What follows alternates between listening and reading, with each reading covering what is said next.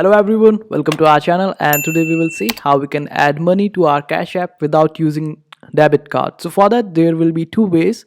Earlier it used to be three ways, but now it is just two, and the best way is just go to your card section or on the app, and here you will find this option of get a free cash card. So what it basically do is that you can just recharge this card of Cash App with your cash or using your bank account, and after that you can just use up that cash using this card. And it is quite easier, just refill this card with your bank account and then you can just use it. And the other way is that you can ask someone to send you money on Cash App and then you just physically pay them, and this way you won't be needing any debit card. And these are the two ways as of now. I hope Cash App provides some new features and some new ways to use cash without the use of debit card.